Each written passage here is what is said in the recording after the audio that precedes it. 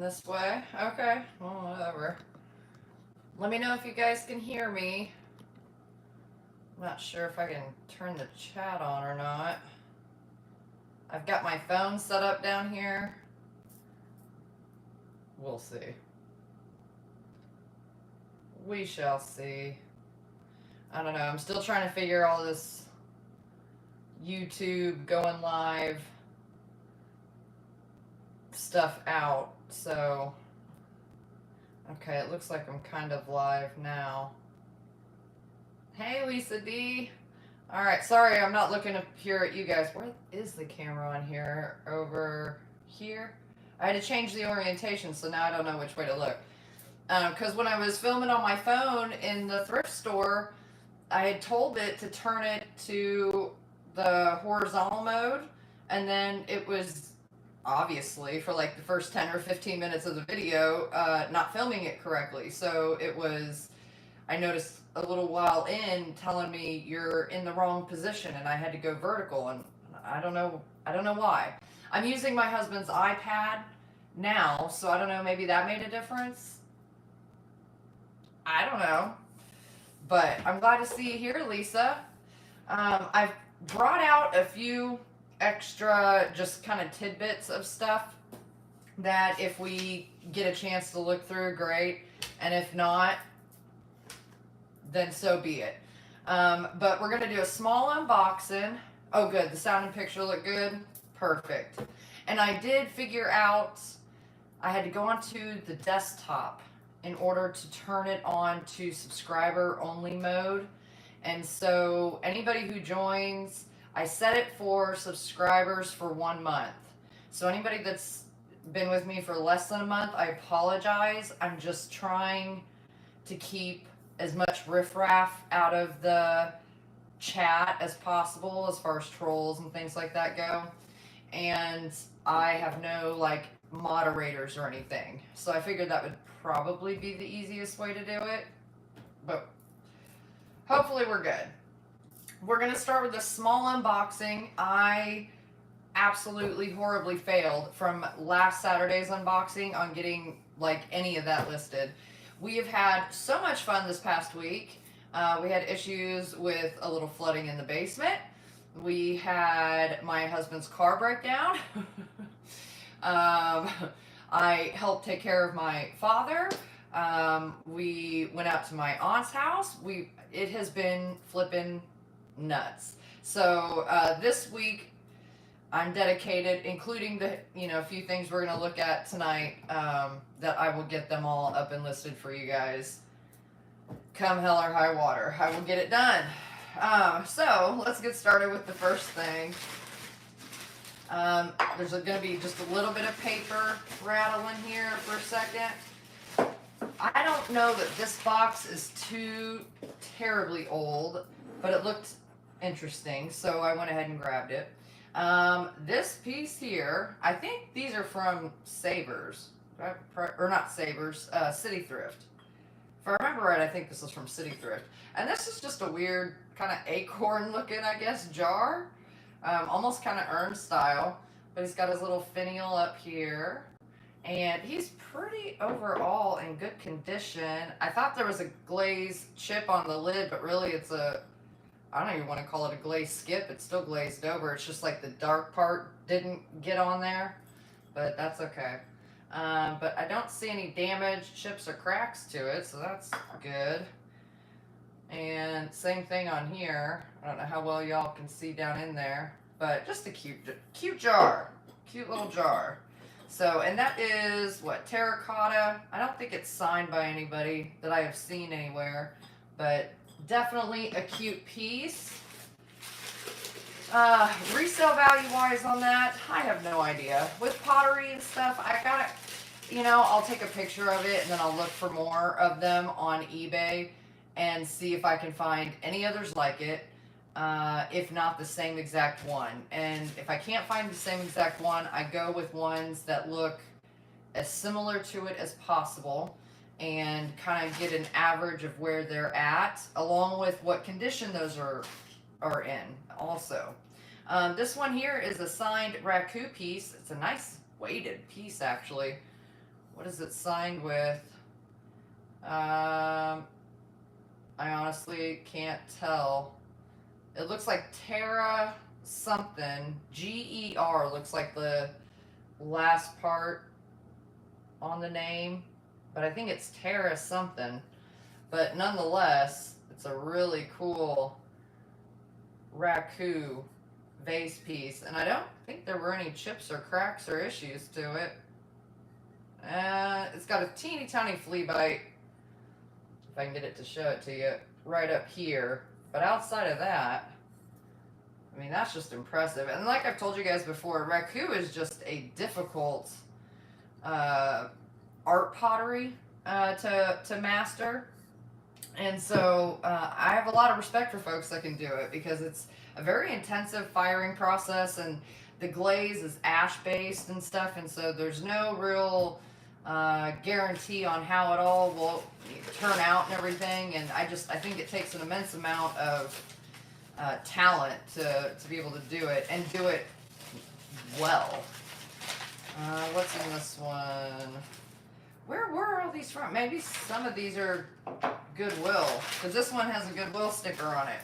Now this one I think might be a drinking vessel, like a cup, but I don't know. To me it kind of seems more like a pen holder or something. But, hold on one second.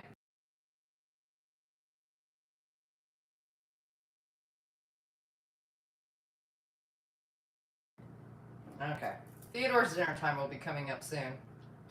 So if we paid $3.25 for it, it was probably on sale though, I'm guessing. I don't know what it says on the bottom. Something Cole 2002 Sanford. It says I was made just for you down on the bottom. But it's a cool drip glaze, hand formed terracotta little cup. It's glazed on the interior, so I think you certainly could use it like as a coffee cup, but I don't know. What are your guys' thoughts on it? Hey Barb and Katie, good to see you guys. I thought I had the chat on here. Live chat, all messages are visible. There we are. Okay, now I can see it up here. That's easier than having to fumble. I have my phone open down here too, just in case I had to boot somebody or do something crazy. Like I would know how to do that. But still. Alright, what's in this one? Oh, this is a really cool one. This is another art pottery mug that is sort of, I guess, Zodiac really in style. But this is all incised and then hand glazed and everything. So you got the sun and moon. It's in really good shape, no chips or cracks. It's nice and thick and heavy too. But then it's signed on the bottom here as well. But that's a good size cup. That's got to be at least a 16 or 18 ounce cup. Really, really cool. I'm excited to get that one listed too. I'm excited to get the raku listed also. Okay, and then let me set these guys back in this little box.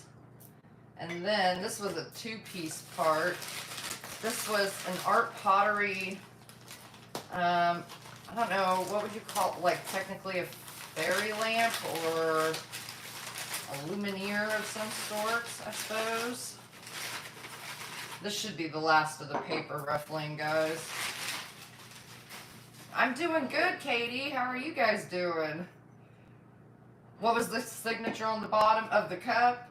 I think it says designed by Mava, M-A-V-A-E-X something. I'm not 100% positive on there. And then here was the bottom of the raku piece again also. I think this part up here says Terra, but the bottom, the last name I can't quite make out on it. And then this one that was signed, I mean, they wrote a whole novel on there. I can tell the date, which was 2/4/2002. Sanford something. I feel like I need to get out my little loop and try to look at it, you know, and see if I can figure it out. How do you tell if something's raku? Well, raku will turn this dark. Usually look at the base is the big indicator. It'll be black. The clay will be black. It's part of the firing process of it. Along with, oftentimes you'll see these like metallic glazes, and those are ash-based glazes and stuff.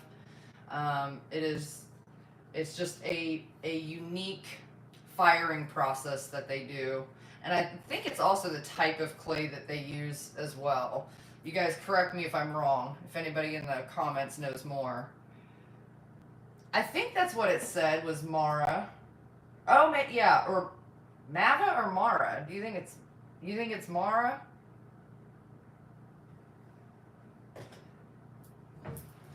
I don't know. I don't know these things. Alright, so this one here I picked up. It's also signed on the bottom plate piece of it. This is a 2-piece part. And I don't even know which way is up. Oh, I think it's BL in cursive. B and then L. And then 04 on the bottom there. So it's glazed on the top there. You think it looks like a Mara mug? I bet you're right. You know, actually, now that you're saying that, Katie, I think I remember Rami telling me that it was a Mara mug. I think you're right. It's been a minute, I guess. I thought this was a little bit newer box, but I suppose it's been a minute. But now that you say that, I think Rami pointed that out to me a while back. So this is the top part that sits on this little plate, this little art pottery piece.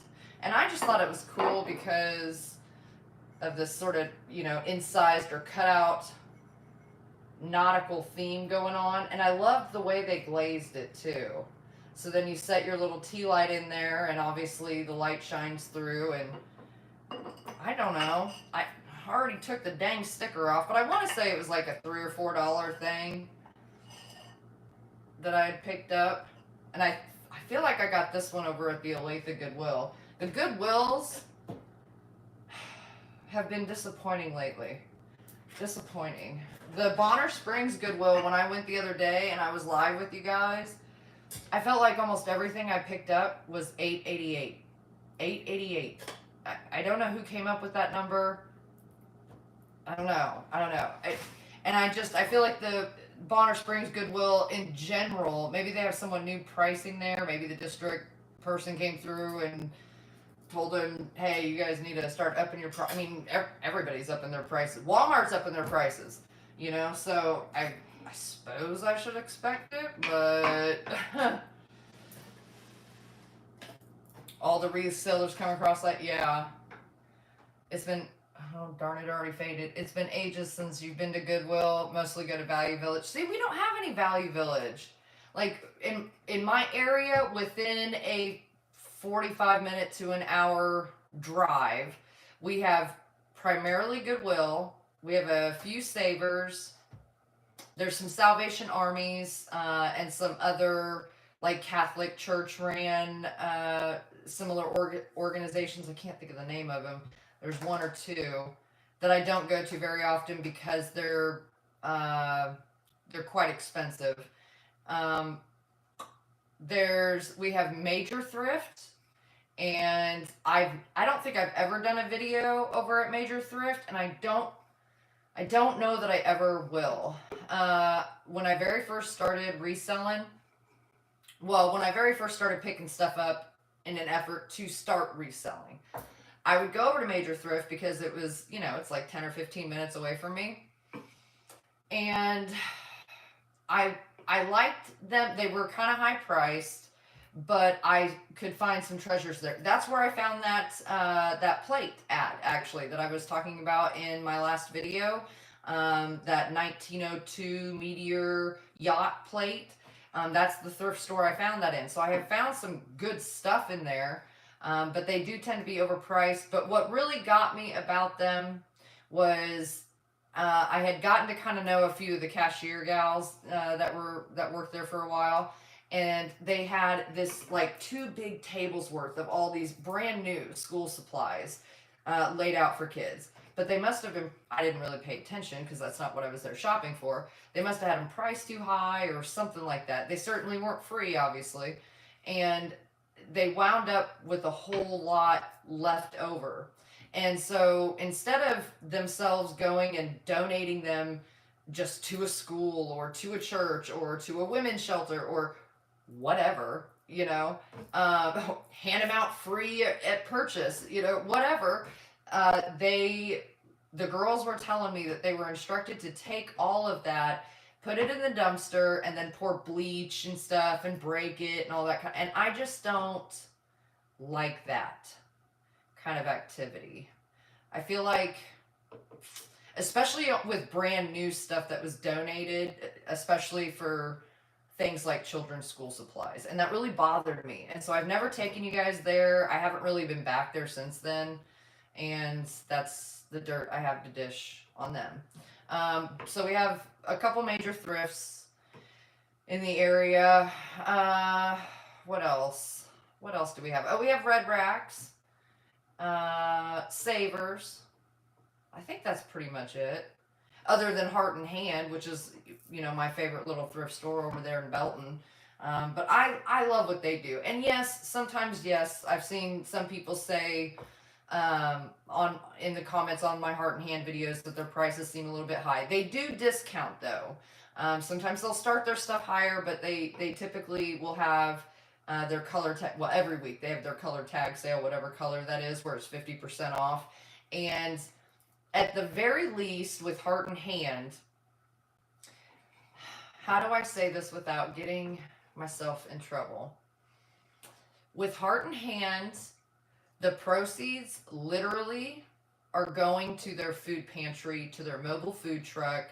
They provide school supplies, like they get the school supply list from the local schools in the area, and then they will create sacks full of everything on that list, and they give them for free. People that are in need can come there and they can receive clothes and furniture for free. They help people. It's a church ran organization, and they help people in the local area in a lot of ways that your bigger chain thrift stores do not. And so I'm never going to sit and say that, yes, maybe sometimes their prices are a little bit higher, and that kind of thing. And I've even said in some of my videos, I'll have to wait and see if they ever go half price on it or something, because it's up there for me. But at the same time, when I spend my money there, I know where that money's going. Like they offer a day center so people can go wash their clothes there, do their laundry. And then in the wintertime, this past winter started a warming shelter. So when it's 15 degrees or below out, people can go and have somewhere to stay overnight so they don't freeze to death. So I guess that's a little bit different to me than organizations that have their own online auction sites. And I'll just leave it at that. Let me check the thing. On 47th Street was major thrift on 47th. Okay, I was almost going to go by there when I was in Belton the other day, and I didn't. I just can't bring myself to do it. Already too many estate sales. I know. I've been looking into wanting to start, maybe not necessarily doing online bidding, but physically going to estate sales. I feel like I have enough inventory right now. I in the past have, that's how I sourced a lot of really good inventory. And I advise anybody that, especially if you don't have the time to go around to thrift stores and all that kind of stuff, but you will tend to find cooler, better items in general via estate sales and like bidding online. And then you usually just go to some estate sale companies have like their own kind of like warehouse shops and stuff, and they bring all the inventory there and you go pick it up from there. Other times you go to the estate or the house itself and you just pick it up from there at whatever scheduled time. It's a very good way to source inventory, and you got to remember when you drop stuff off at thrift stores, not only are they not careful with it, but um, or tend not to be, they sift through everything. And so um, there's certain thrift stores like that have their online auction sites and stuff. And I have overheard employees talking about it amongst themselves where if things are a perceived value of more than $30, they generally will automatically send them out. Now, furniture, they don't usually do that with because furniture is a lot, probably more costly and stuff for them to ship and move around and stuff. So I think they usually try to sell furniture out of the storefront. But I know that they will shift it around to different stores too. If it's not selling in one area, they'll move it. But, oh, where was I? Okay. With estate sales. But yes, that is probably one of the best ways I can think of to source inventory and get it in typically larger amounts, because oftentimes you'll buy it in what's called lots. So it'll be, like a box of 10, 20 items or whatever. I always loved picking up the like gentleman's junk drawer kind of stuff.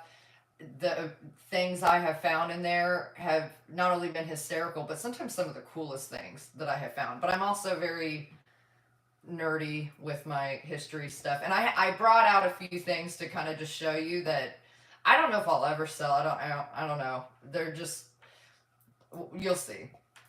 Okay, so yeah, it is sad about the school supplies, and frankly, it makes me livid. It just really does. I just think, you know, but how different is it than like grocery stores or food chains and stuff like that, where they have all this extra food and it just goes to the dumpster?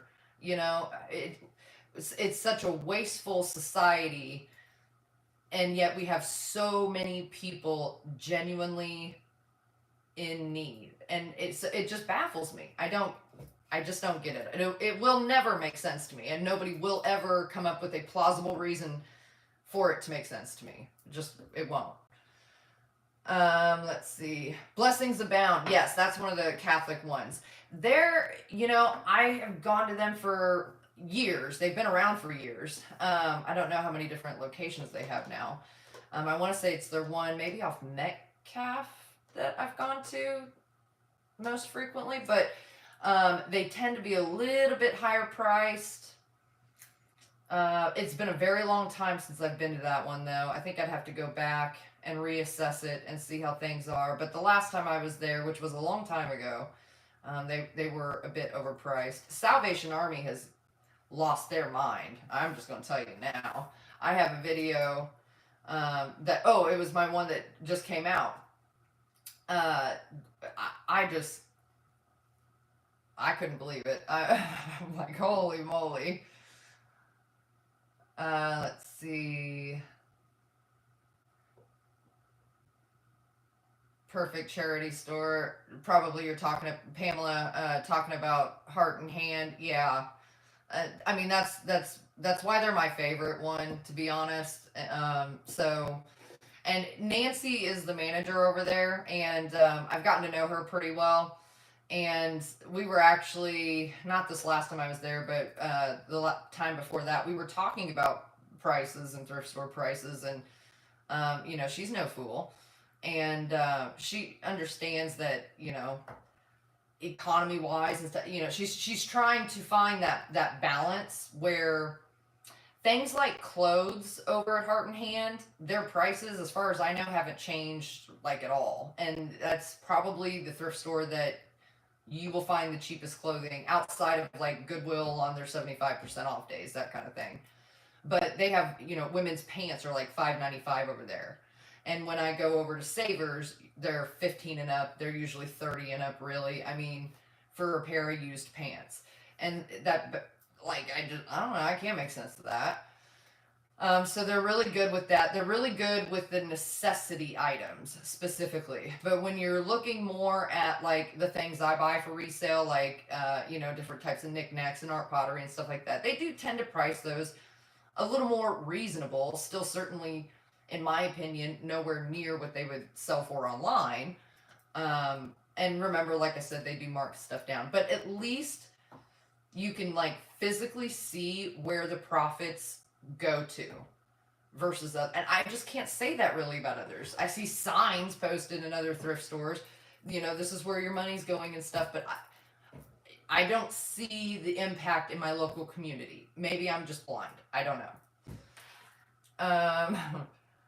Let's see. Value Village is a big chain, only provides small amount of their profits to the Diabetes Society. Yeah, and that's the problem with the vast majority of the 501c3 stores. None of them are ever going to sponsor me, clearly, y'all. But that's okay. People say, well, the thrift stores have to make money too. Of course, sure, yeah, to support whatever programs they allege that they're doing. Fine. But they're also very subsidized and publicly funded. That's why they're 501c3 organizations. They get tons of tax deductions. All of their inventory is donated to them. There are some that I hear, I have no proof of, but I've heard will go and will buy pallets. I don't know really from where or how all that shakes out. But nonetheless, I guarantee they still get to write that off.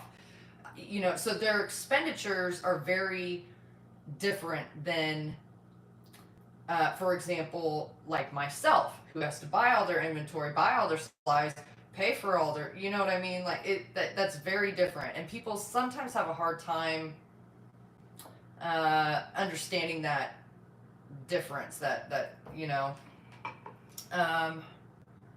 know if any of that makes sense really, guys. Let's see.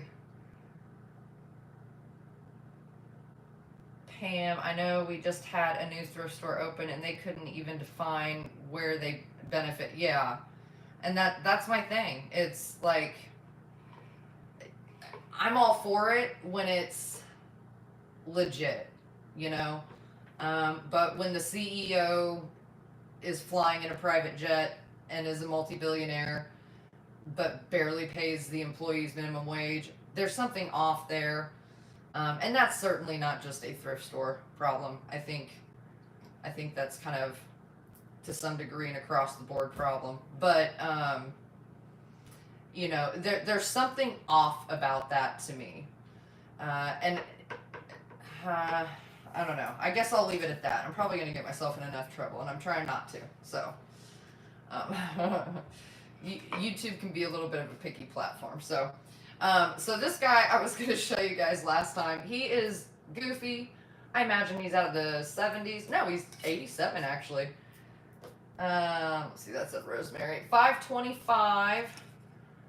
I'm sure he was on sale, but stout, 87. I thought he was out of the 70s. He looks very 70s, but he is 80s. And I love that they painted this little fishing pole and the squirrel and stuff on here. I mean, this is just a goofy little decor item that I don't know why in the world they priced at $5.25, so I'm sure I got it on sale, but I loved it nonetheless. So I meant to show them to you guys last time, but I suppose it wouldn't have mattered because I didn't get anything from last Saturday listed yet. But if you missed that part in the very beginning, well, all hell kind of broke loose last week for us, so it's been busy. All right, last Saturday during the unboxing, I showed you guys that mushroom bucket. It's like a sugar firkin kind of thing. And so I had this chalkware figurine, and I don't think I'll sell them together, but I figured since I'm doing that bucket, I might as well get this guy put up there too. He was $2.93. I don't see any marks or signatures on him. I'm sure he was just one of those basic molds, paint at home thing, but they did a good job. I need to dust it, clearly, but I love the ladybug and stuff hanging out there, and I'm sure there's probably a few chips here and there to the paint, but nothing that really stands out to me anywhere. So overall, pretty good condition. I don't see breaks or missing pieces or anything. Oh, let me see, make sure I'm not missing anything in the chat. There's a new one in Martin City. Blessings abound. Clothes are good. Okay, I'll have to check them out too, Barbara. I'm always looking for new ones to go to, because it just doesn't always, I don't know, it doesn't seem like there's too many around. I know that there's been a couple small ones pop up that labeled themselves as thrift stores, but when you went to them, they were really like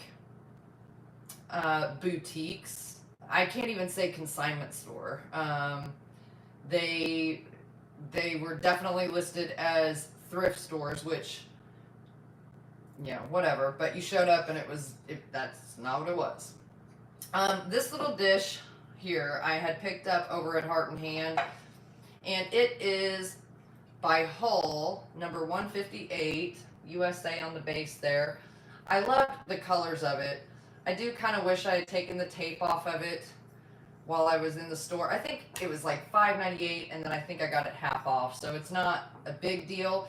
This piece itself is in perfect condition, but when I finally did pull the tape back and look, it did have a chip, quite a good sized chip there on it. It looks stable though, but because of the way it sits in here, I couldn't hardly really see it, so I had no idea. But that's okay.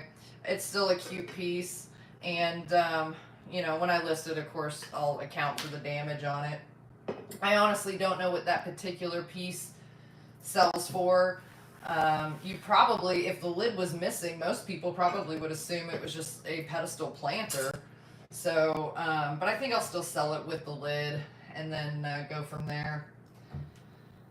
The next piece is quite large. Here is the lid of it. I'll probably take it off first. This is a really cool piece. Where did I get this at? I got this at Goodwill, I think for like $10 or $12. Do I still have the price sticker on it? No, but it was like $10 or $12, because I remember I had to like really debate on it, but I couldn't let it go because of the glaze on it. And I did check this one over in the store because of the price on it. I wanted to make sure it wasn't damaged at all, but it is. So it's hard for me to even show you. It is so stinking cool. I love these colors, and it's signed on the bottom with, I think it's BS, or maybe those are numbers. I don't know. You guys tell me, because it kind of looks like B/S to me. But either way, such a cool pot. And I love, it looks kind of goofy, but I love that some of the glaze accidentally like drip down in there. I just think it's super cool. And I love this. I don't know how they do this exactly. If they just take, if they let it just drip, or if they take, you know, like a wood spoon or something and pull this down. I'm not sure. Tape cover. The stupid heart button thing is in the way. Katie, I said Hull, right? H-U. Yeah, H-U-L-L. You bought a soup tureen from a church bazaar, and the tape cover bolt found out when you got home. Yeah, I know. But that's the way it goes, guys, and that is like, it's heartbreaking, it's annoying, because you've paid for it, you know, and I'm sure, like you guys, I work hard for the money I have, so I hate spending money and then finding out something's damaged. And that is something, bringing up estate sales, unless you go ahead of time and personally investigate the items, which I never really did, because usually the estate sales were like an hour away, stuff like that, like not usually feasible for me to like physically go and investigate them. So I would just base it off the pictures and hope for the best. But estate sales can be a lot like that too. But that's also why you want to try to get things as low as possible, because that way when you find out something is broken or damaged to the point that it's not really worth even attempting to resell, you're not really out much. And at least as of right now, you can still write that off as a loss. I'm not a tax expert, ask your tax person, but you know, I would assume it's part of your expenditures.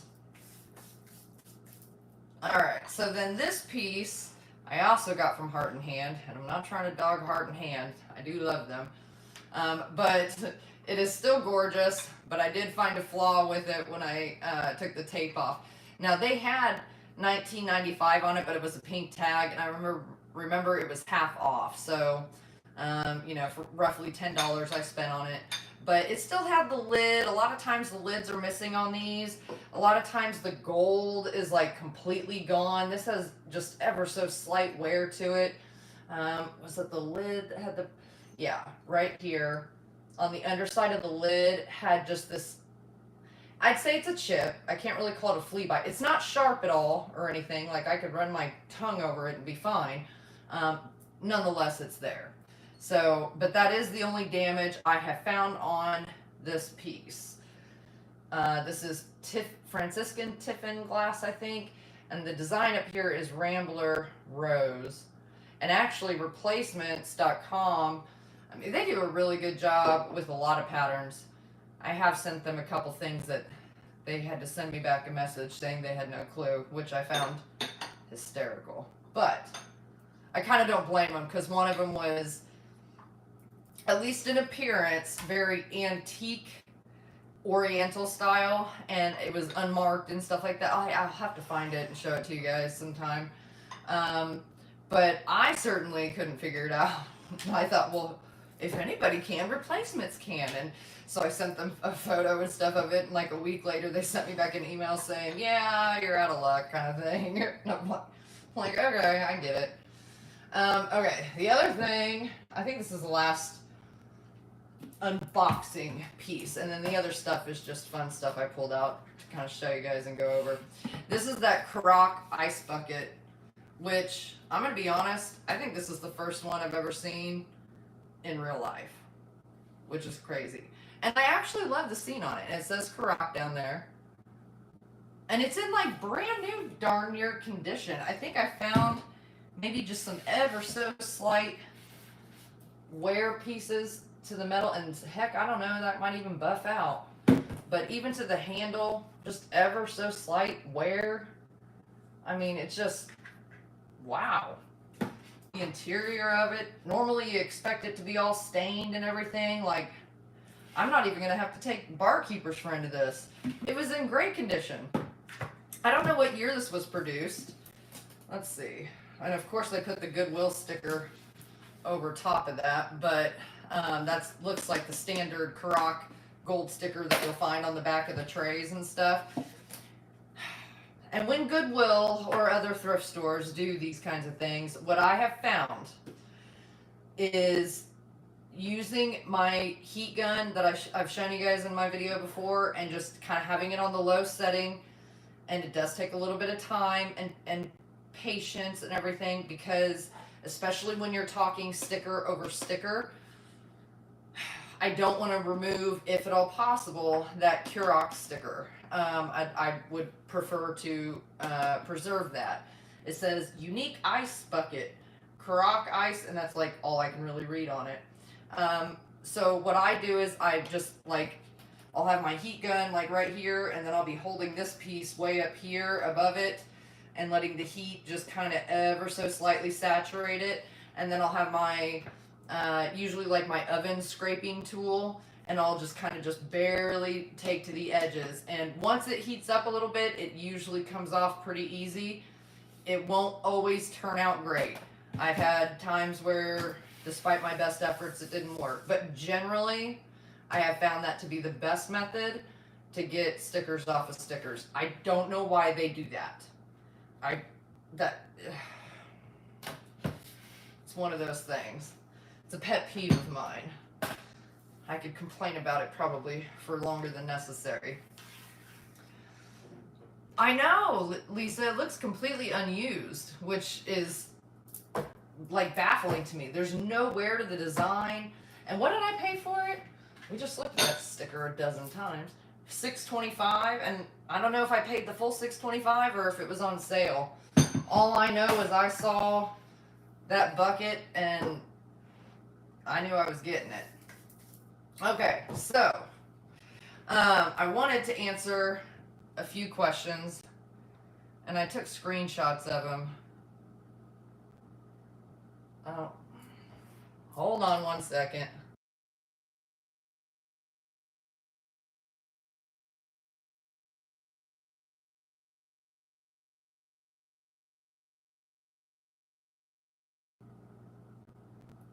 Okay, you hear me again?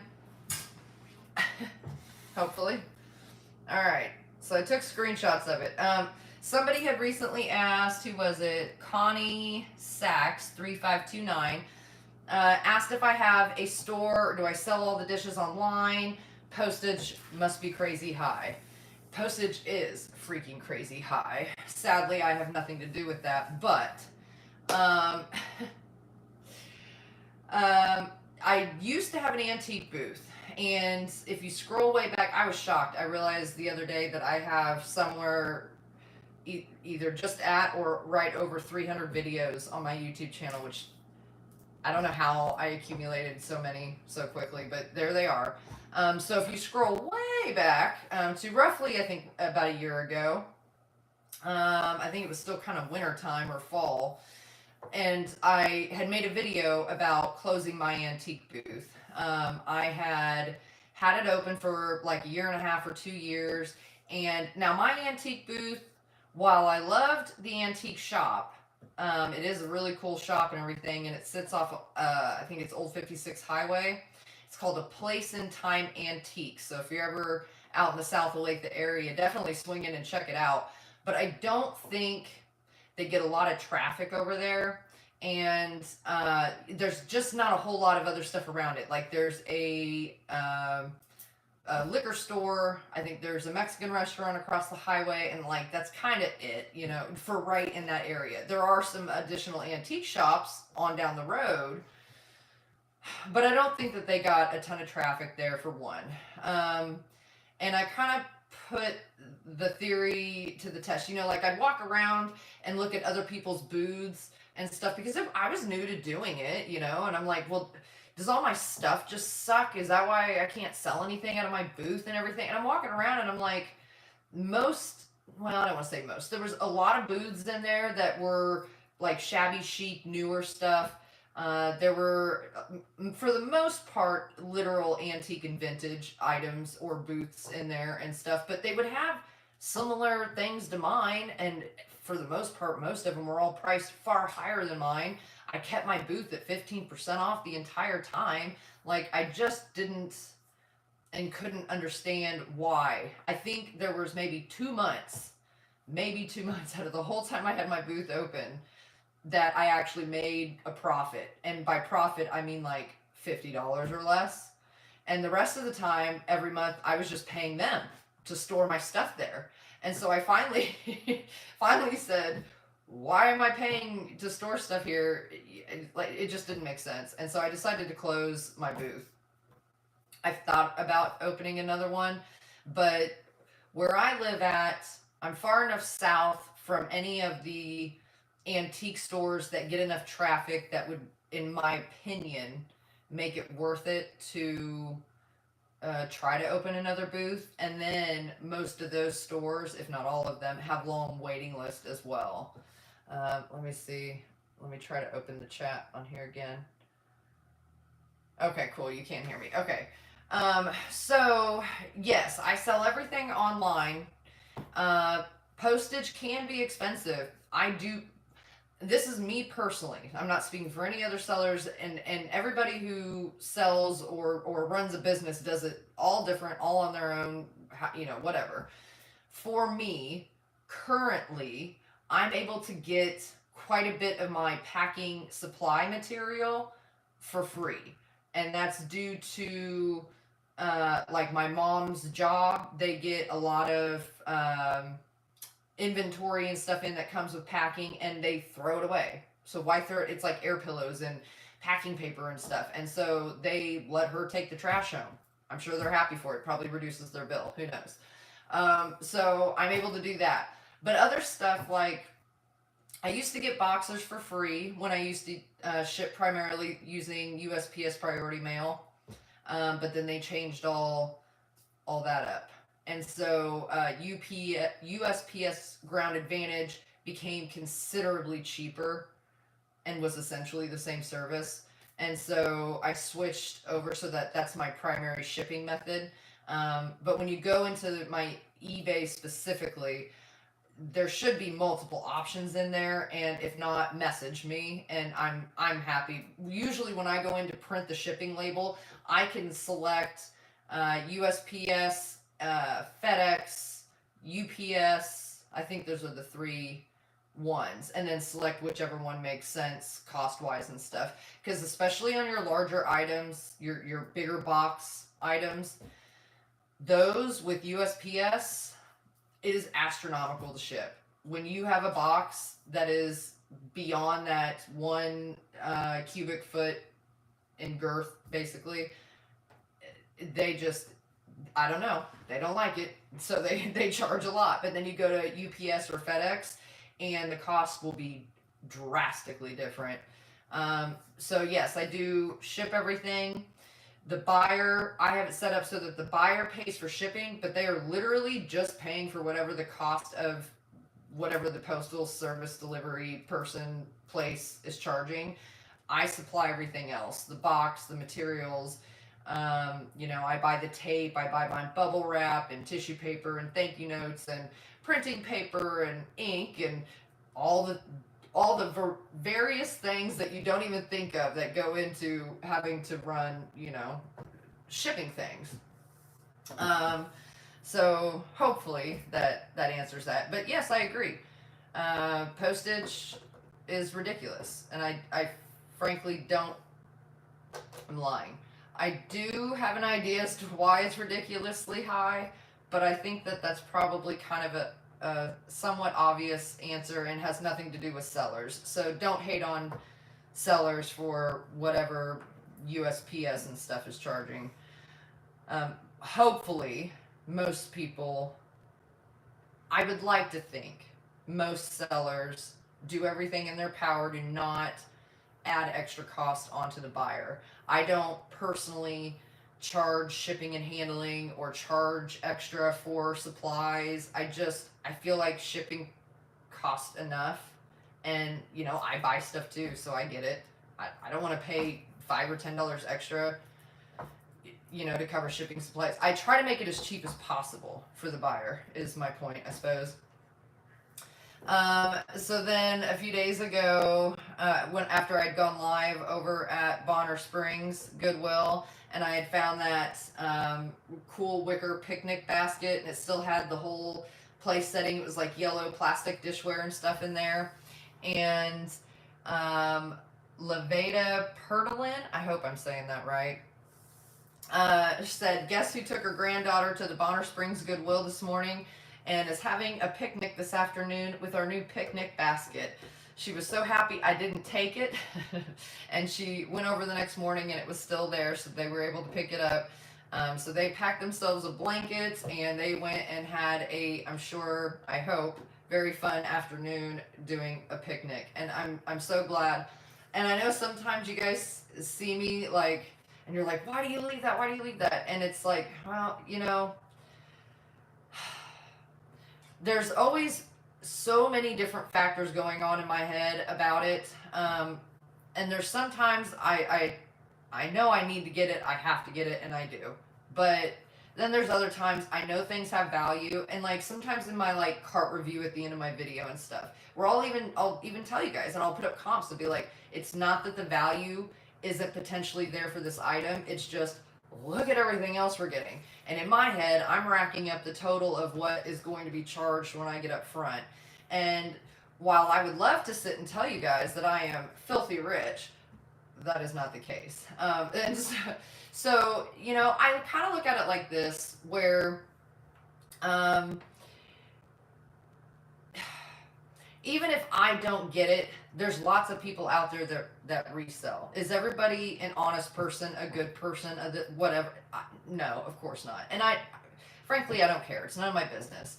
But my point is that um, I like to point out and show some of the things to you guys, just so even you in your own area, you maybe never had seen it before or heard of that brand or whatever and stuff, and now you'll know to keep a lookout for it.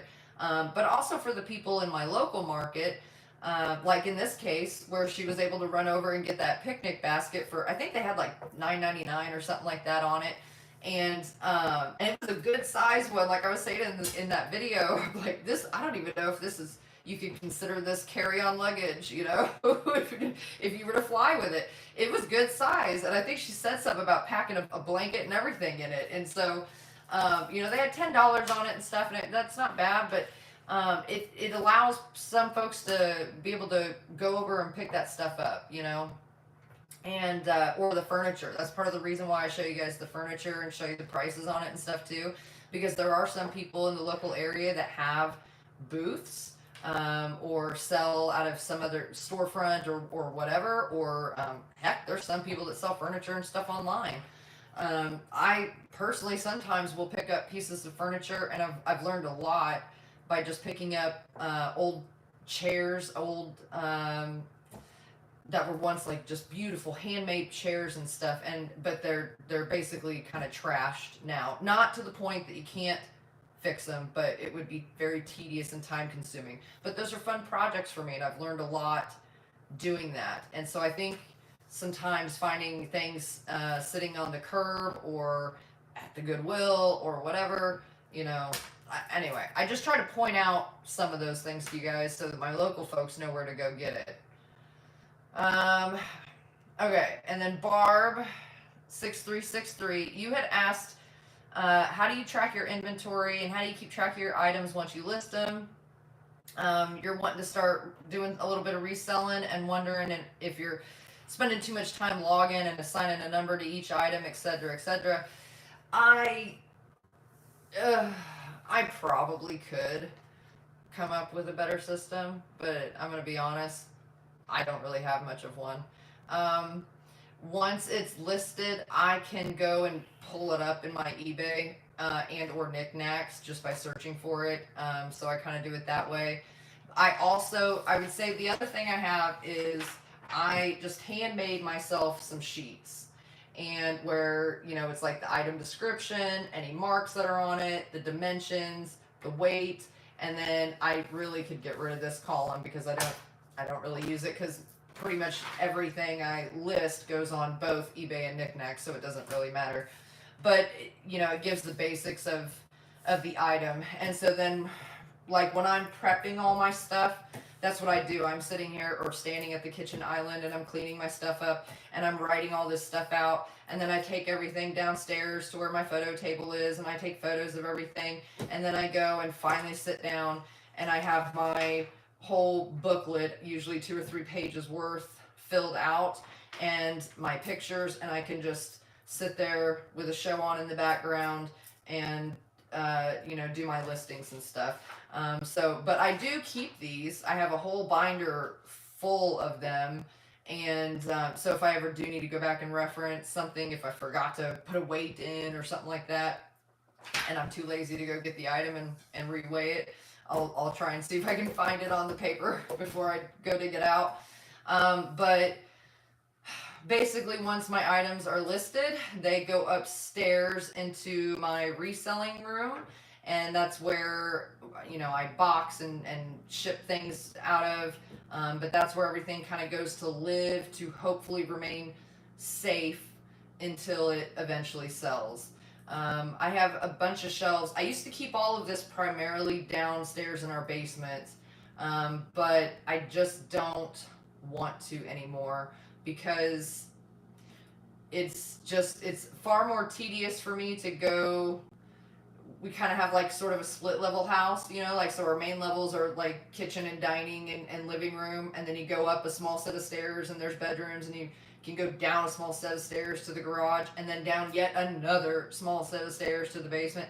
It's a heck of a lot of stairs to climb, you know, and I'm trying to reduce the steps I have to take, because believe it or not, time adds up, you know, and carrying things up and down, and then not to mention the fact that I increase the risk of dropping everything and shattering it to a million pieces and all that kind of stuff too. So I wish I had maybe a better method, but no, I don't. I've seen other resellers though that and they usually sell different stuff than I do.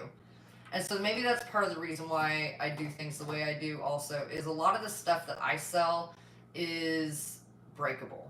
And so it's not really, for the most part, the kind of stuff that I can just like slap a number on and throw it in a tote, like ball caps or t-shirts, or, you know, there's a lot of sellers out there that sell vintage stuff that's super cool that won't break if you put it in a tote. You know, most of the things I sell would, and so they need to be able to sit out, especially what would you say, like humidity control, things like that. I don't want to leave my items wrapped in bubble wrap. I don't want to leave them as much as I want them protected. The temperature changes in the room. It's kind of like, have you guys ever listened to Dr. Lori, and she talks about, you know, like every so often go over and open up your china cabinet doors and stuff, because dirt isn't what's going to kill your fine porcelain and stuff. It's going to be the heat, the humidity and the heat and everything that starts causing the crazing and stuff. And so she always talks about going and opening up those cabinet doors and stuff. And it's fine to ship things, you know, in packaging and stuff, but you don't necessarily want to store them that way, because it won't keep, you know, very well. I hope that makes sense. If not, ask me any questions. I've had my chat thing turned off down here, so I don't know what I'm missing. Is it okay to use used boxes?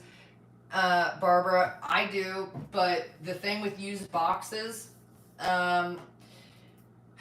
so like my mom sometimes will bring home boxes that are like good, heavy, sturdy boxes, and like in different sizes than I can normally get, like at Walmart and stuff. But they're unmarked boxes, meaning that there's no brand printed directly on the cardboard itself. It will usually still have like a shipping label or some other sort of label or something on it. Again, I use my heat gun. They peel off no problem. Okay, now it's just a basic brown box. So as you know how like Amazon has their Amazon brand like on every side of their box, and some other carriers and stuff do the same sort of thing. And I think that's why, is to prevent reuse of their boxes. I would assume you probably could maybe take duct tape and put over that, you know, or permanent marker it out or something. But you can get in trouble, you know, by reusing branded boxes. So that's what they say usually, is to cover up what other brand is on there. I just choose not to use them personally. But yes, you know, and when I first really started reselling online, like getting heavy into it, I remember, I'll never remember the dude's channel name, but I remember hearing him talk about, he was kind of doing a review of boxing. He wasn't showing you how to pack or anything. He was just talking about complaints and reviews customers were leaving with eBay in regards to how some sellers were shipping things out. And he was describing things, and I have no doubt in my mind, I mean, I can just imagine, where people were using things like cereal boxes, and they were wrapping the item like in diapers, I'm assuming, unused diapers, I'll give them that, but still nonetheless diapers, you know, but just stuff like that, and then like stuffing it in a cereal box and slapping a label on it and sending it out. And I can't imagine sending anything to anybody that way. I just, what I'm doing, I do because, one, I have a passion for it, but two, I obviously do. I've got bills to pay, you know, like I'm doing it to make money. And so how does that make me look as a seller to send something out like that? You know, I'm not saying I'll never have a package accidentally break or something go wrong, but by golly, I do everything I can in my power to make it look presentable, um, make sure it arrives intact. Like, I just don't. Why bother selling if that's the way you're going to go about it is a cereal box and diapers? You know, I don't get it. Oh, thank you, Katie. My husband makes fun of me. He says you could probably kick things around. I think somebody once left a feedback on my eBay. It was positive feedback, but they were saying that they found themselves getting frustrated unwrapping. I don't remember even now what it was that they bought. Probably dishes or something. Something fragile, clearly. But they found themselves getting frustrated, having to undo all the packaging and stuff because, well, because I make sure it ain't going anywhere. I try to anyway. So I've talked to you guys before about buying through estate sales and stuff, and buying things in lots, and something that I'm just personally drawn to, and I honestly don't. I've never sold. I'm not really positive how to go about selling, and that's kind of why I haven't yet. But things like postcards and artwork and stuff. And so I thought I would bring some of these pieces out because, you know, like this one here, it has no special markings. It's just on this old, it's not cardboard, guys, but you know, it's like that thick board paper. And so whoever had this photo pasted it on here, but it's an old diner. And when you really sit and study this picture, I mean, you got like your old, I think, cigarette machine here, but you see all the different advertisements in the background. I mean, not just the way people are dressed, that's all cool too, but I just, you know, talk about a throwback. Look at the milkshake mixer, you know, and they don't make them like that no more. Now they're like plastic and crud and crazy. And I have no idea. Things like this can be worth money, you know, just because of the advertisement in it alone. People will pay money for this as a collectible. Who it is in the picture, I have no idea. Where was this actually taken? I have no idea. I have sat and studied it, like trying to read on the menu boards and stuff like that. It says state law requires 2% sales tax. Well, that was a long time ago. You know, but I've sat and studied this, trying to figure out, like, find something in here to help me identify where this photo may have come from. And there's nothing. I can't find anything. But still super cool nonetheless. How to go about selling it, really? I don't know. I'm not experienced in it. Here's a couple others that are original photos. And I ordered these little like archival sleeve things. Let me peel this back. When you're storing photos and artwork for really any length of time, you can go online and you can buy sleeves for them. Even ones that will fit like in a binder, like a 3-ring binder and stuff. But try to get archival sleeves. It has to do with the chemical makeup of the sleeve itself, so that it won't affect or, you know, cause any issue with your artwork and stuff. This here, I don't know, I guess is a little postcard. There's really not much on the back except for this printed 47. And if my nails look stained, I'm sorry. I was mowing the lawn earlier, guys, and we've had so much rain, but it's been like hot and dry the past several days, and you know that grass is still so stinking wet.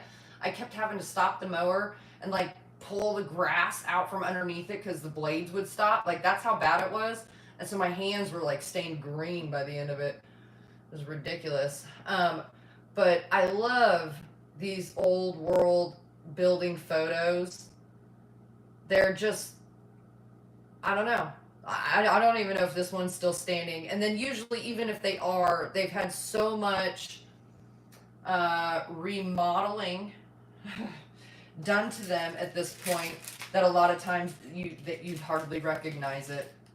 I feel like I Google Lens that one, and I want to say I have notes written down somewhere about it, but I couldn't even tell you where that is off the top of my head.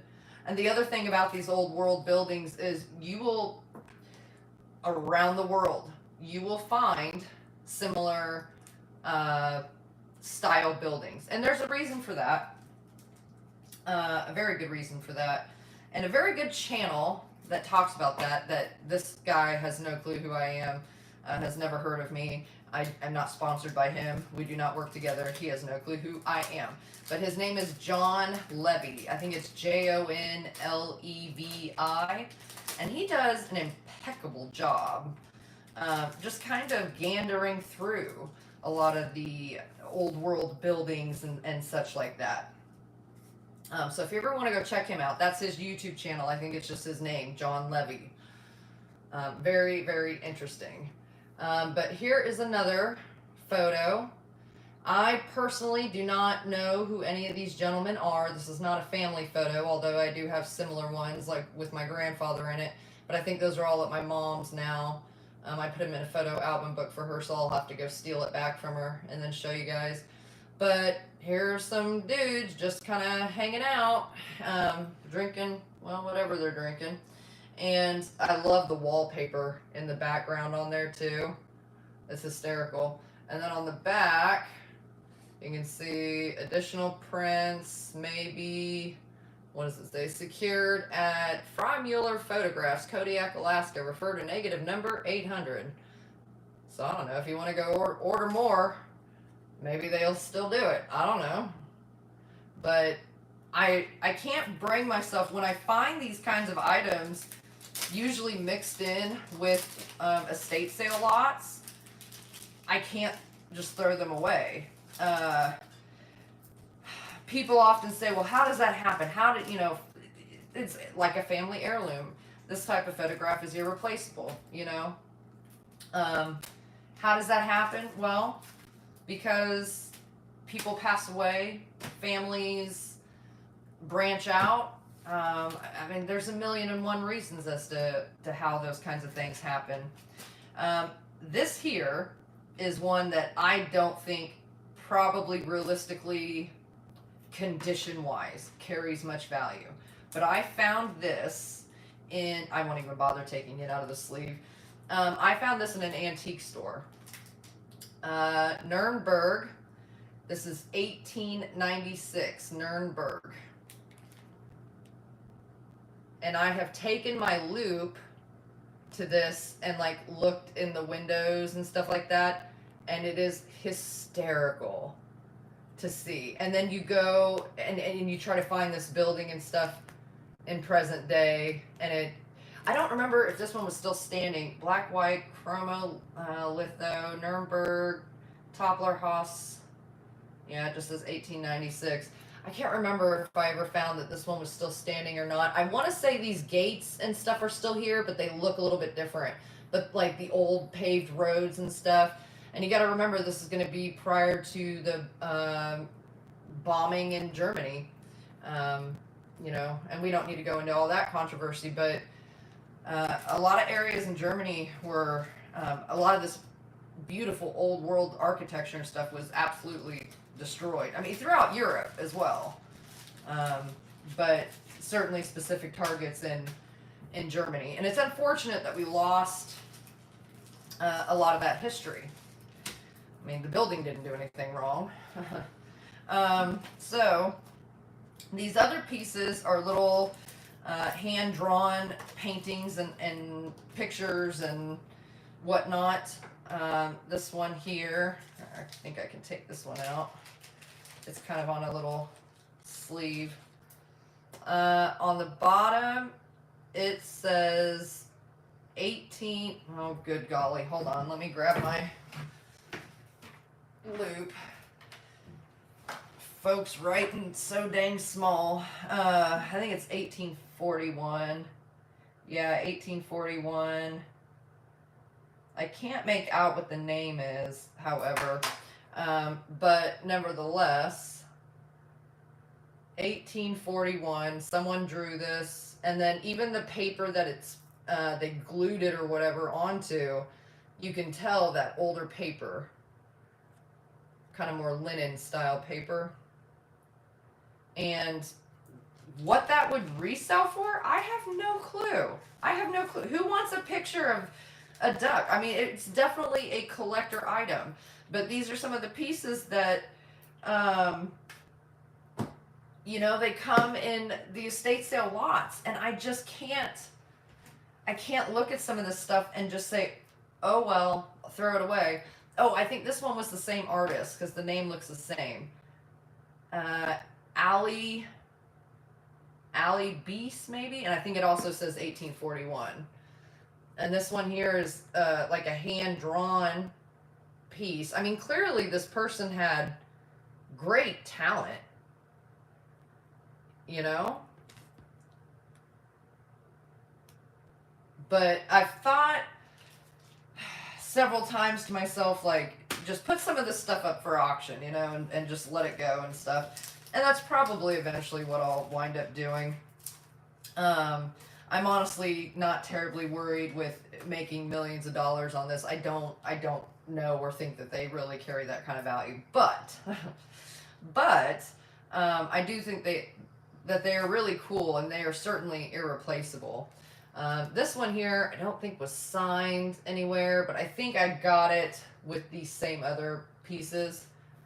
And you can see on the back here, it's like they started drawing some other ones, and I don't know which side they started really first. Maybe I'm assuming this one, but this is again that kind of like old pressed.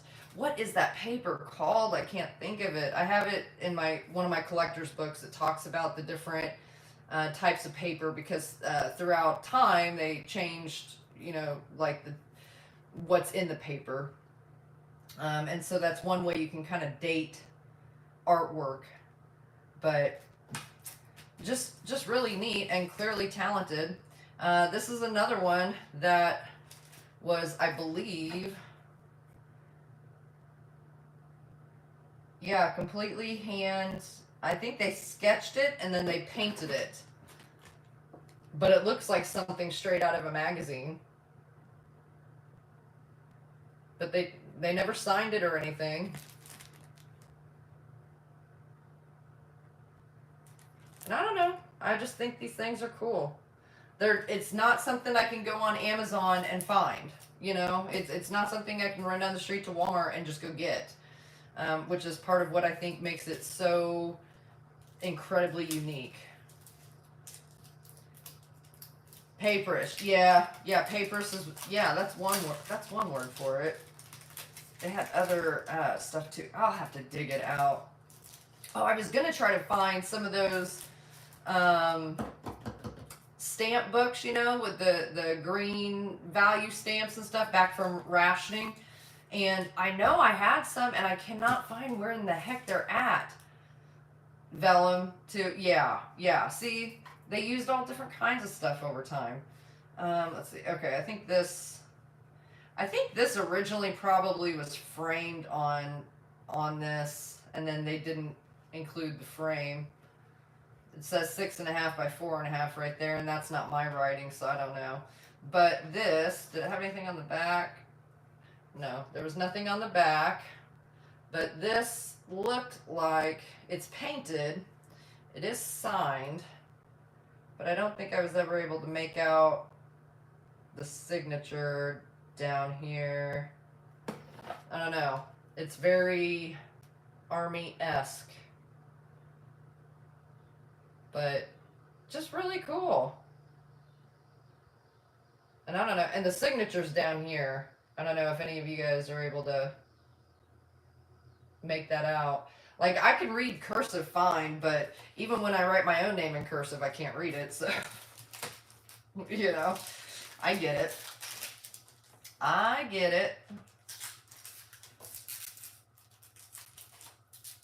The beauty, yeah. I agree. So I can't bring myself to throw them away.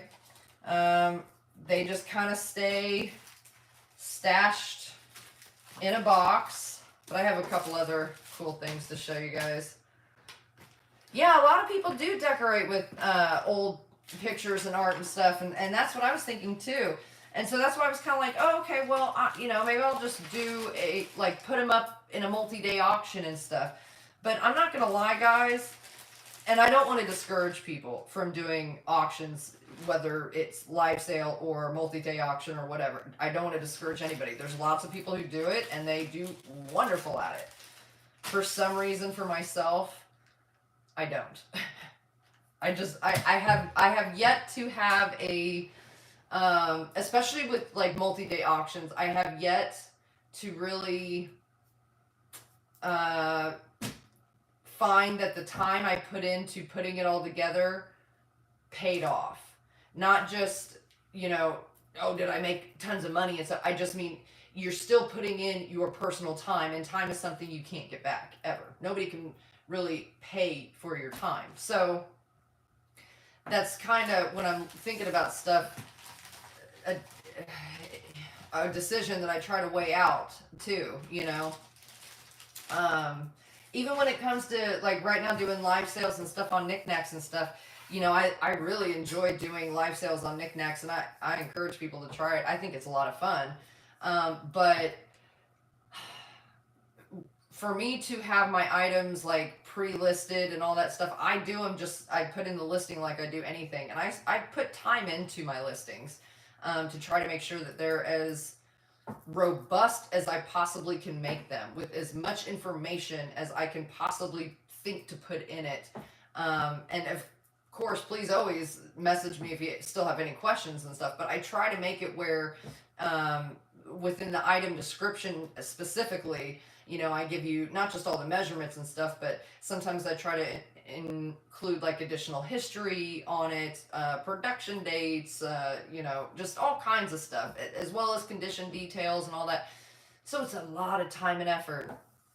And I think I've heard Jocelyn in the past, not terribly long ago, say that when you do your live sales, she would prefer to see that your sale is like that. And then I'm confused, like, okay, but then how do you do like just random sales? Like, because I see other people go to an antique store or a thrift store, and so clearly they're not putting a full item description together right then and there. They're just holding it up. So I have to reread and I guess maybe watch more sales and see how that's all done, because I feel like that's a lot of work to put into multi-day sales and live sales, frankly. But multi-day sales, at least I can understand putting together a full listing for it versus a live sale. Because the live sale, you can see it right here in person. I can tell you all about it and show it to you and everything, and whatever.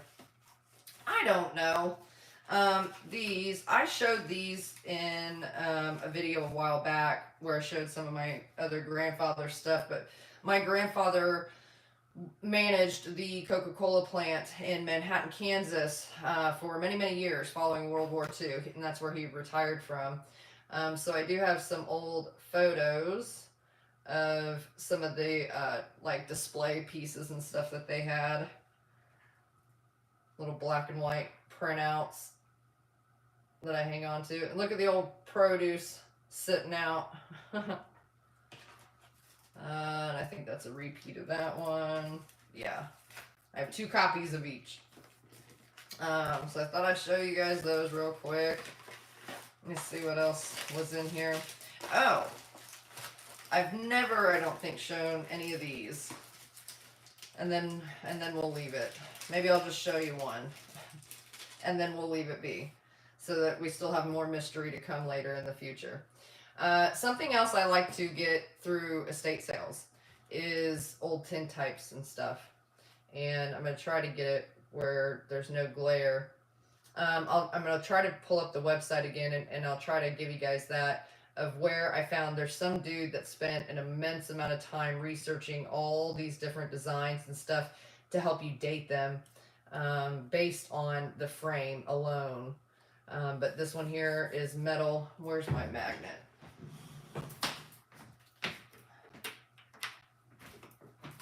So you can tell the frame is copper, like a thin sheet copper, and then my magnet sticks to the tin.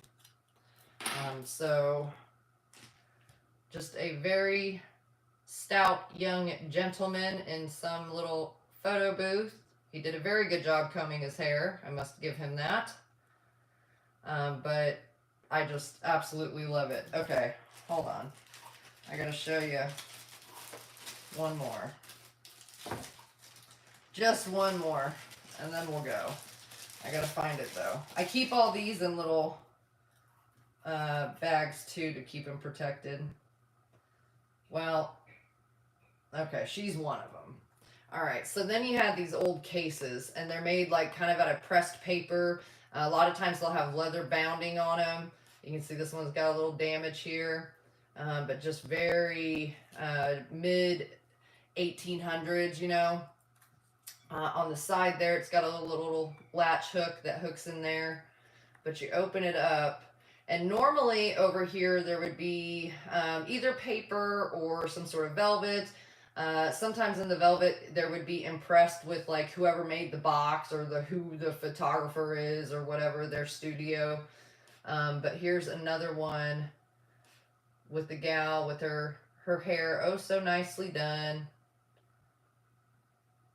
Really, really cool. And these are other things where you can definitely list these online. And I would say if I go to sell these, I don't know why I have a hard time selling them. I think there's just something historical wise that is just so valuable to me, and I feel like is for some reason trying to be erased, you know. And so I've held on to them to attempt to preserve them. But none of these people am I related to. And my mom has an old Victorian album book that's like leather bound, and it has porcelain little like beads on each corner and stuff, and you open it up and you can flip through, and there's some really cool, and I'll have to grab that from her and show it to you guys and stuff. But that's how I think most people sell these, because I personally don't know how to put a price on this kind of stuff. I think it's based on the collector, you know. I have no idea. I think that's the best way I could do it, but I'm hesitant to do it because I have yet to ever have good luck with multi-day auctions. But maybe I should try it again. I don't know. We'll see. You guys give me some feedback. Let me see if I missed anything. A lot of people like to decorate the vintage. Yeah, and I've got some more. I'll save them for the next time though, because I don't want to ruin all my surprises today. How long have we been going? Oh my gosh, like an hour and a half. Oh my gosh. You guys, you're too much fun. That's what happened here tonight. So, anyways, this week I will get the little bit of haul that we did tonight and last Saturday's haul finally listed and uploaded. So, but I hope y'all had fun, and I plan on doing another live Saturday. Currently, that's my plan. I'll keep y'all updated. I've already got a couple videos shot that I'm working on editing. That'll be coming out Tuesday and Thursday, and I think one is Heart and Hand. And where in the heck was the other one?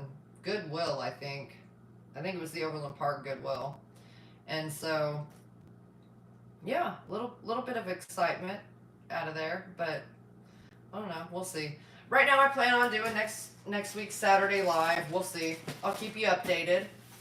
Let me make sure I'm not missing anything. Show us one more. Oh, the stupid heart emoji thingy is in the way on there. Show us one more thing, and let me see that Mara mug once more. The Mara mug. Show you one more thing. What would you like to see, Miss Katie? What can I bring out for you? Here is the Mara mug.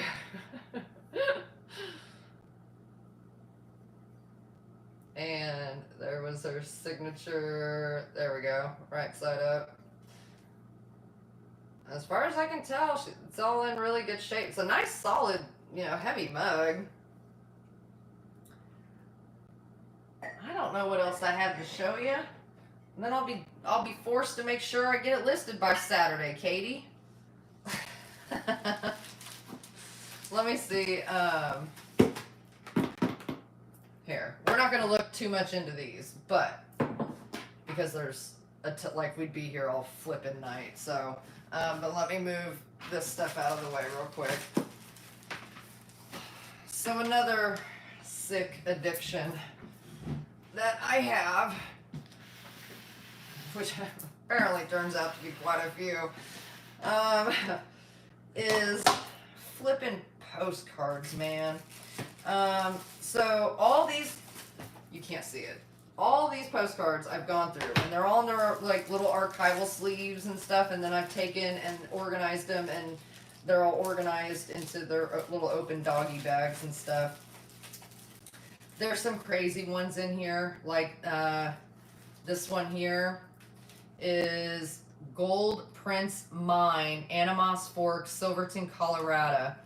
So I'll show you the picture side first. And this area looks literally nothing like this now. But then you look at the back side of it. Now there's quite a bit that goes into postcards and dating them, including down to whether there's a center line or not. And we can go into more of that history. I'll need to go refresh my brain on some of it. But just even that old stamp on there is crazy cool. But I love finding these kinds of things and then reading these messages and stuff on the back. Some of them can be kind of hard to read. I'm something Sunday with me and untimed to until AM for tried it night, and it's late with late, I don't know, it looks like a W. I'll send my tomorrow, and I can hardly read the rest of it, but I'm going to put it up here for you guys. Maybe some of y'all can read it a little bit easier than I can. Like I said, I can read cursive pretty well, but sometimes, especially as you go back in time, language would be a little bit different. The style, if you go looking in, gosh, I know in the 1700s, and I think probably at least into the early, if not mid and late 1800s, S would be printed and look like a lowercase f to us now. You know, so just little minor details like that can cause me pause. But there was some cool stuff in here. Postcards are an addiction I have. And so like this thick stack. Okay. These are all between family and friends. And so it's like they're all talking on all these postcards. They're all talking about each other. They're talking to each other. A lot of them are related, and a lot of them are just friends and stuff. But just super interesting. Super, super interesting. You know, like here's an old Christmas one. And some of them a little bit naughty, I will say, too. Dear Aunt Harold, or Ann Harold. Well, how are you all? We have fairly good, looks like slang. Davenport had a hard something. I don't know. I'm going to show it to you guys rather than sit here for forever. But things like the stamps, the postmarks on them, there's so many things that go into postcards as far as valuing them. And there are some folks out there that have like YouTube channels dedicated to that. I was trying to find you guys. Oh, here's kind of some naughtier ones, a little more risque. Oh, and I'll show you this too. You guys came out of that sleep. So this is Texas 1916 Eagle Pass, 137th through 36th Division. And you see the little check mark right here, and because I guess he marked himself in the picture there with all the fellas. And then on the back it says March General Code 1st Kansas.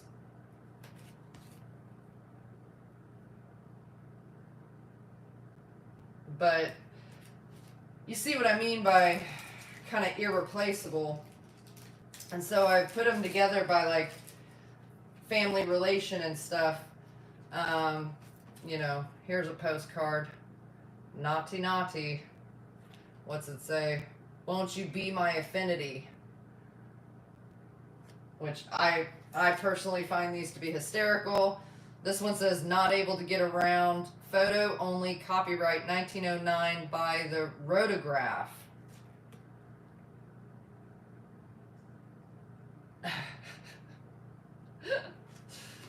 I just, you know, when you need a good laugh, right?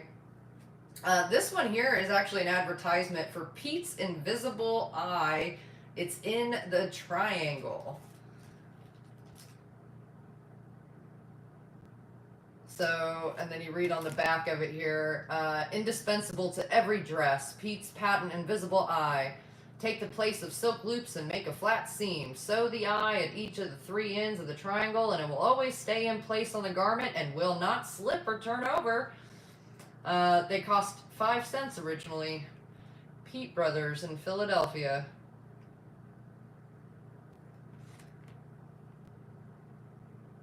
But, I don't know, super cool.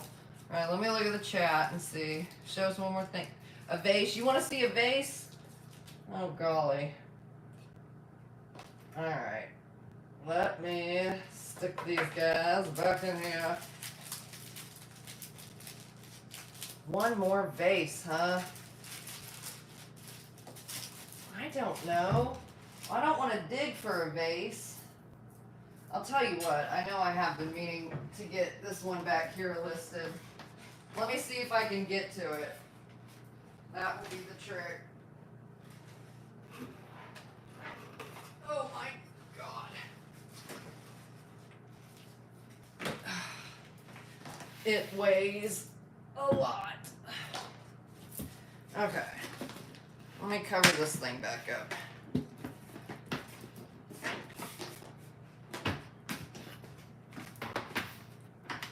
Alright, so this one here I picked up at Goodwill. Do I still have the sticker on it somewhere? Yeah, $9.99, but I don't know if I got it on sale or not anymore. But it very much reminds me of check style glass. And this kind of like overlay out here, it's very cool, man. It's very textured. And I don't think there's any damage to it. But I haven't even removed the good, because Katie put me on the spot. So, but there's no damage to it. It is cased, blue over white. But the kind of speckling and stuff is really what makes me think check glass. A lot of companies did this kind of exterior though. This, whew, it's heavy to hold. This like black applied thin drizzle that goes along it.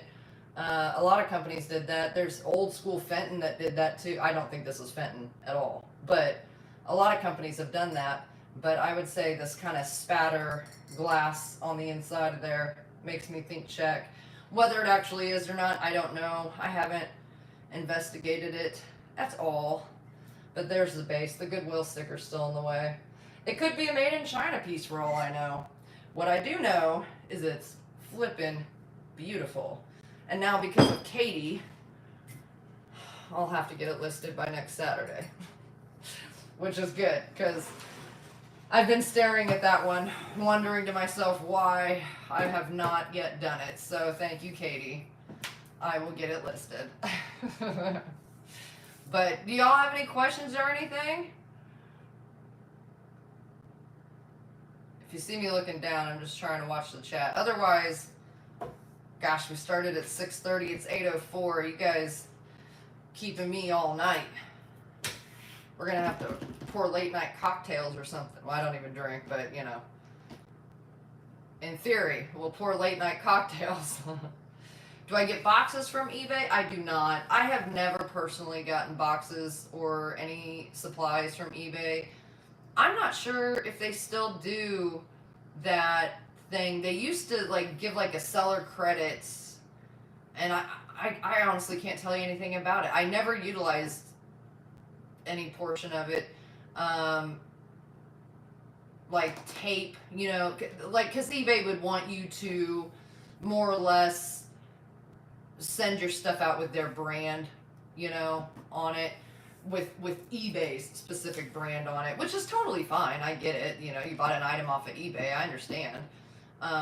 But my store is my own, and eBay is the platform I sell through. So I just personally was never really interested in branding eBay, and eBay is for dang sure not paying me to you know, put them out there. Yet I do in every video, you know, so but yeah, I guess that's it, guys. I was trying to think of any other questions y'all might have or that I've seen you have. You think it's check also, Katie? Yeah, that would be my guess. I'll put a little time trying to figure out and do some research. Worst case scenario on things like that, in my listing title, I would put, you know, check style, check art glass vase style, that kind of thing, you know. If I can't definitively feel comfortable saying, yes, this is check glass, then I always put in the style of, or if I'm able to, attributed to, you know, whatever. Because you never want to mislead anybody. That's never my intention anyway on a piece.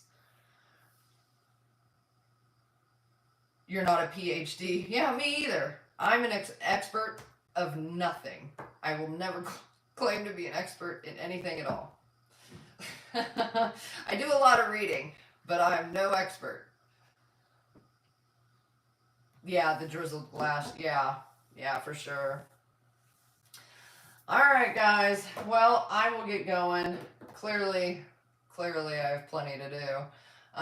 But I already have a couple videos lined up for next week, so that should be helpful. You know, because we're down to one car right now, so not a big deal. We're making it work. Could be worse, right? But it makes it a challenge to kind of go out and get video because my husband's at work during the day and blah blah blah and stuff like that. So I'm trying to be a little ahead of the game, if you will. So I'll be working on that too. But other than that, guys, I think that's it. I had fun hanging out. I was glad to see y'all show up. Thanks, Lisa. Thanks, Barbara. Thanks, Katie, and everybody that came through. A lot of fun. Pam O'Neill. Yeah, this was a lot of fun, guys. I think I'll say this. I think I'm starting to kind of figure out live, but I'm not quite there yet. It's probably going to be quite a learning curve, so I will see you guys later. Have a good night.